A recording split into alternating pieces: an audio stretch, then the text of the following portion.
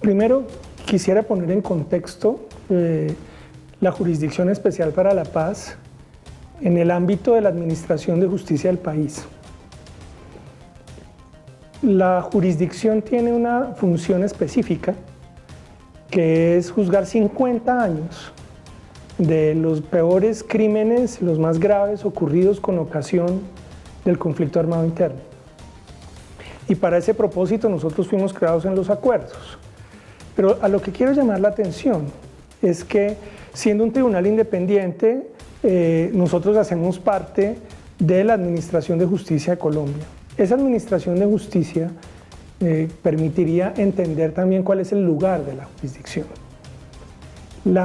Cuando hablabas recientemente en una reunión con los miembros del Consejo Superior de la Judicatura, que es la máxima autoridad judicial en términos de administración judicial del país, yo les preguntaba cuántos funcionarios tiene la rama judicial colombiana. Me decían que tienen alrededor de 35.000 funcionarios. La misma pregunta la formulé al señor Fiscal General de la Nación y él me explicaba que la Fiscalía tiene alrededor de 28.000 funcionarios. La Administración de Justicia lo que muestra es que es un servicio complejo, muy intensivo en personas y en expertos. En el caso de la Jurisdicción Especial para la Paz, nosotros en el diseño original somos 800 funcionarios, ¿sí?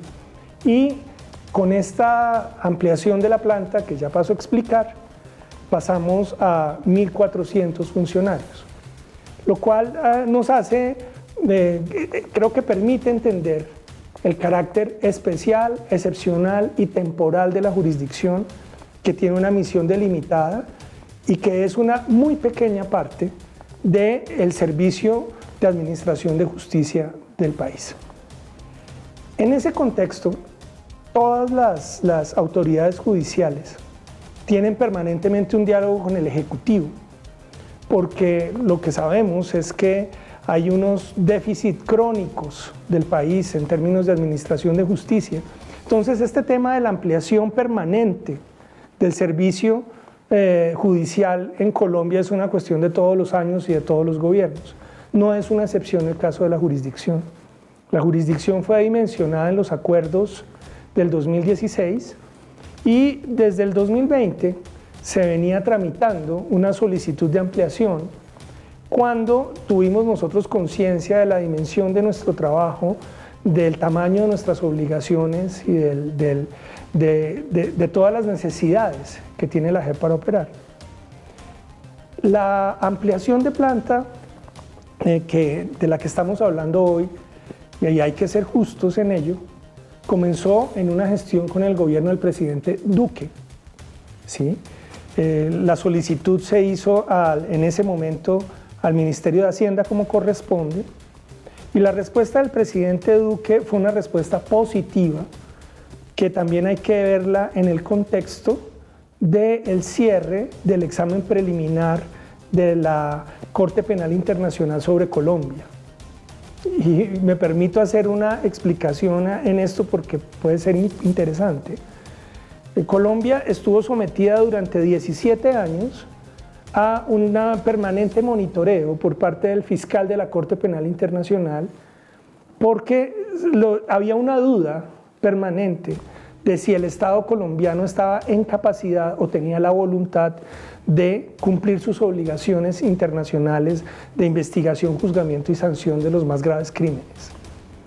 El año pasado, en la visita que hace el fiscal de la Corte Penal Internacional, termina ese examen y encuentra que para la Corte Colombia está cumpliendo con las obligaciones internacionales. Y el argumento fundamental en el que se basa esa decisión tan seria es en que existe la JEP, ¿sí? La Jurisdicción Especial para la Paz es la muestra fundamental para la comunidad internacional de que el Estado colombiano está cumpliendo sus obligaciones internacionales. Y a partir de eso se hace un memorando entre el fiscal de la Corte Penal Internacional y el presidente Duque, en el que se levanta el examen preliminar con un compromiso serio del gobierno nacional de apoyar institucionalmente el desarrollo del trabajo de la jurisdicción, pero especialmente hacer un apoyo financiero de las necesidades emergentes de la JEP. Ese es el contexto de esta ampliación que fue en principio decidida en el gobierno anterior, y en el nuevo gobierno, el del presidente Petro, lo que hacen ellos es mantener esa iniciativa y ampliarla. Y es allí donde estamos en el contexto de una ampliación de la planta de la JEP que tiene una asignación en el presupuesto nacional y que tiene la implicación de las instituciones de gobierno. Ese es el origen de por qué nuestro órgano de gobierno, haciendo eco de ya las decisiones que toma el gobierno nacional en materia presupuestal, nos permite organizar esta ampliación de la planta.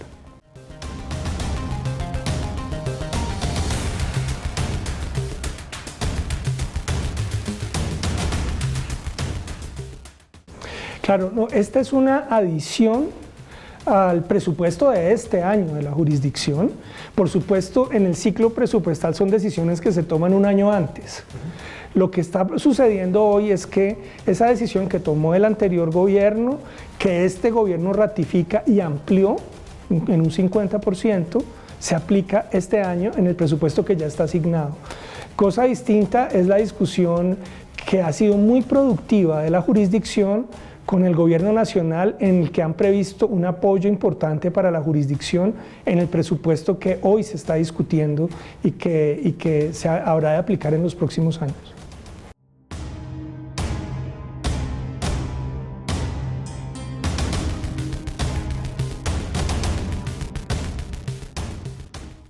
No, absolutamente. Tiene una explicación muy concreta. Había una aprobación previa que viene del gobierno anterior, cuando nosotros hicimos una propuesta más estructurada al Ministerio de Hacienda, el gobierno actual encontró que era una propuesta razonable y entonces se hizo una ampliación adicional del 50% de lo que ya estaba previsto. Por eso arrancamos pensando en 323 cargos y terminamos en una propuesta que se pudo concretar en 400 y tantos.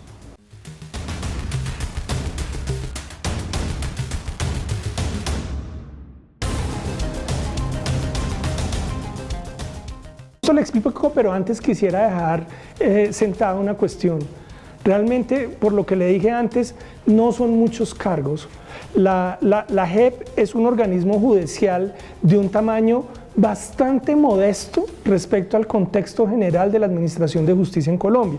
Incluso, eso es lo que nos ha permitido, o es uno de los argumentos fundamentales que hemos expuesto al gobierno, por los cuales, por ejemplo, en los temas de la paz total, no es tan simple decir que la JEP se puede encargar de nuevos juicios, porque nosotros estamos diseñados para una labor muy específica, que es la que se diseñó en los acuerdos, y en esto tiene un tamaño modesto.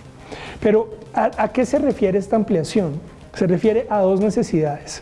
La primera, el dimensionamiento que se hizo cuando se diseñó la JEP se quedó absolutamente corto respecto de lo que nosotros encontramos y en lo que hemos hecho en estos 5 años. Entonces, una parte de esa ampliación responde a necesidades que ya se han generado y que necesitamos cubrir, y ahorita se las explico. Y otra parte tiene que ver también con la prospección de lo que viene, porque estamos en un momento muy crucial de la jurisdicción, su 5.º año, en el que los próximos 5 años tenemos que terminar la investigación de los macrocasos con todas sus implicaciones. Ahora, el segundo elemento que creo que la opinión pública vale la pena que comprenda.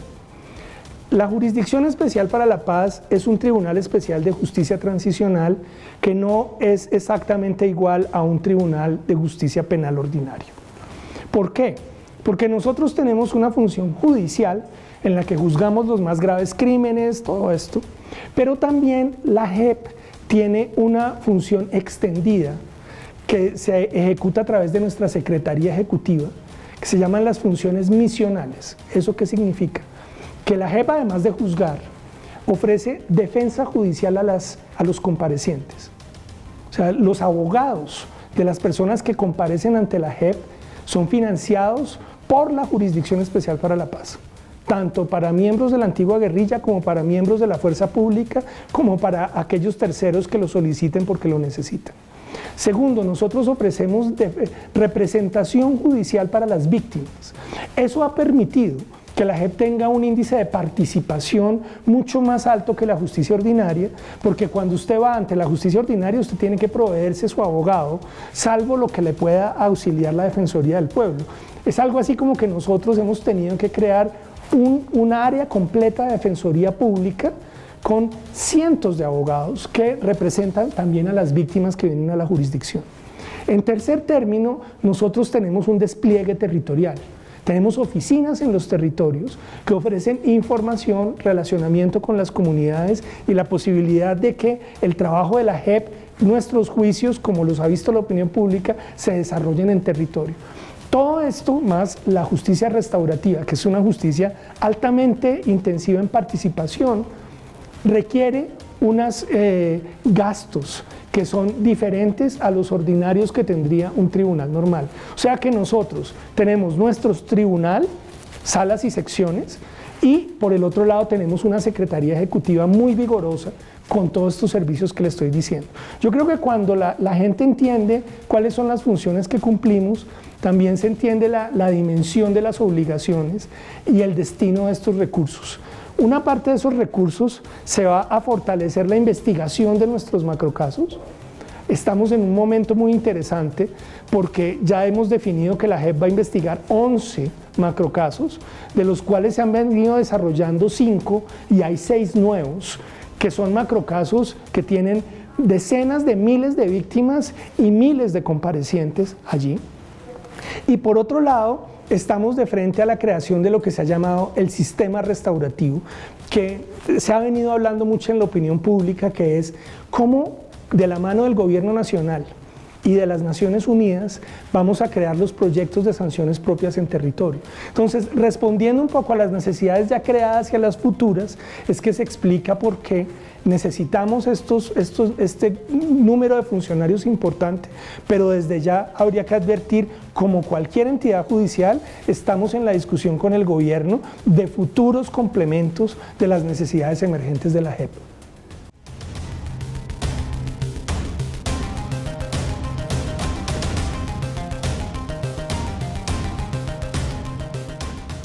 Mire, la situación nuestra nos afectó, por supuesto, la pandemia, pero nos llevó también a una solución muy creativa y muy interesante, que fue que la JEP estuvo diseñada desde el comienzo como un tribunal basado en la gestión a través de la internet de los casos. Esto lo veníamos trabajando antes de la pandemia.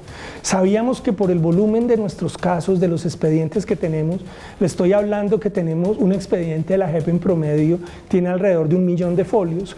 Eso no lo podemos manejar en papel y ya lo habíamos construido en la internet y en el sistema.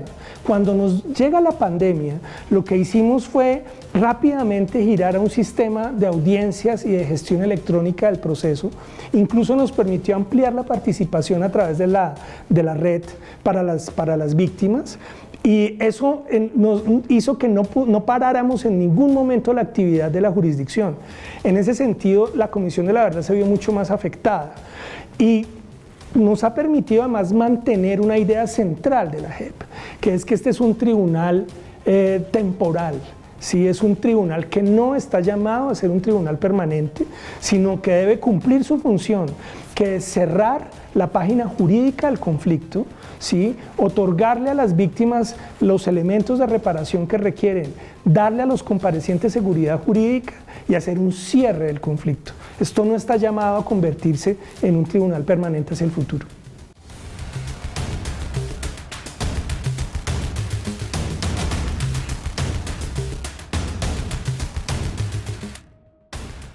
Mire, el costo general del presupuesto de la JEP, el presupuesto total nuestro, ¿sí?, es de $500 millones de pesos. O sea, alrededor del presupuesto general nuestro para toda la operación de la JEP es de 500.000 millones de millones, ¿sí?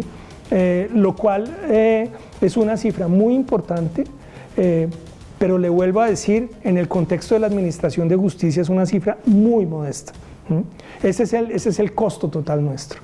El incremento que nosotros estamos presentando ahorita y que fue concedido, ¿sí?, dentro de ese $500 millones es de 60.000 millones, que es lo que va a aumentarse la planta, lo cual también es una proporción pequeña dentro del presupuesto general de la institución.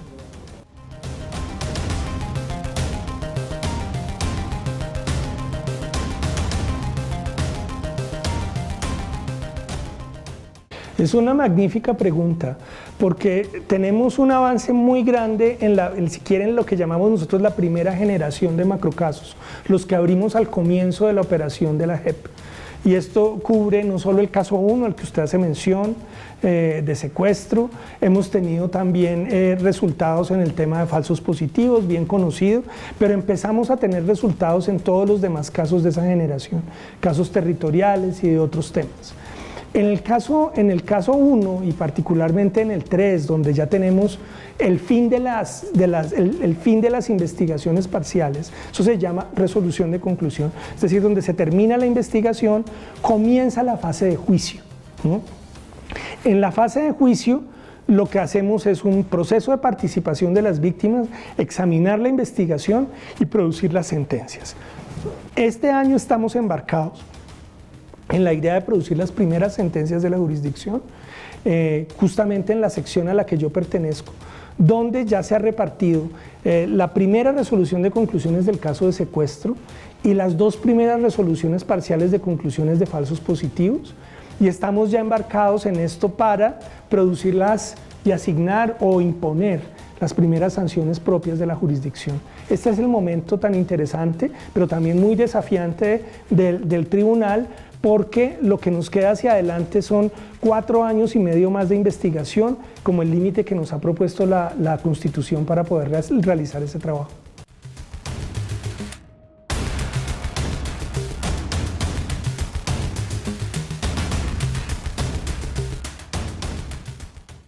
Que en la lógica que comparto de su pregunta, absolutamente, el desafío de la presencia territorial, no solo de la JEP, sino de la Administración de Justicia en Colombia, es grandísimo.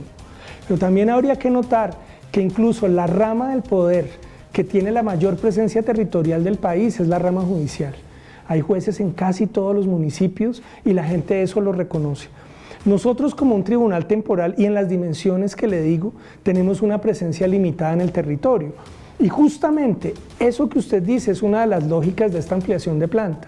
Hemos ampliado los equipos de presencia territorial y particularmente la JEP tiene su propia fiscalía interna que, además de acusar, tiene la función de ofrecer seguridad a víctimas y comparecientes. Y nuestros equipos para ofrecer eso se han fortalecido. Pero por supuesto esa es una labor inmensa que responde a demandas gigantescas de las víctimas.